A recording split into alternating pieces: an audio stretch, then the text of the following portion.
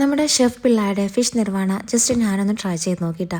ഞാനുണ്ടാക്കിയത് ഒരു നാടൻ രീതിയിലാണ് തയ്യാറാക്കിയെടുത്തത്.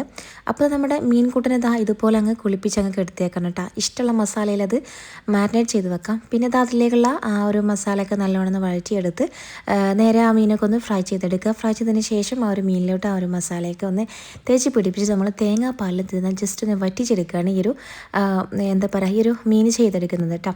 അപ്പോൾ ഇതിൻ്റെ ഹൈലൈറ്റ് എന്ന് പറഞ്ഞിട്ടുണ്ടെങ്കിൽ തേങ്ങാപ്പാലിൽ ഈ ഒരു മീൻ നല്ലോണം വറ്റിച്ചെടുക്കുക. ആ ഒരു തേങ്ങാപ്പാലും അതുപോലെ തന്നെ ഒരു മസാലയൊക്കെ ഈ ഒരു മീനിലേക്ക് പിടിക്കുമ്പോൾ ഒരു ടേസ്റ്റുള്ള പൊന്നോ അടിപൊളിയാണ് കേട്ടോ.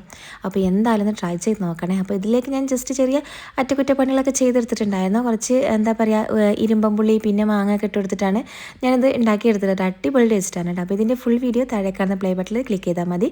നിങ്ങൾക്ക് ഫുള്ളായിട്ട് കാണാനായിട്ട് പറ്റും. അപ്പോൾ ഇഷ്ടമായാലും എന്തായാലും ഒന്ന് ലൈക്ക് ചെയ്യാനും ഷെയർ ചെയ്യാനും പിന്നെ സബ്സ്ക്രൈബ് ചെയ്യാനും മറക്കല്ലേ കേട്ടോ.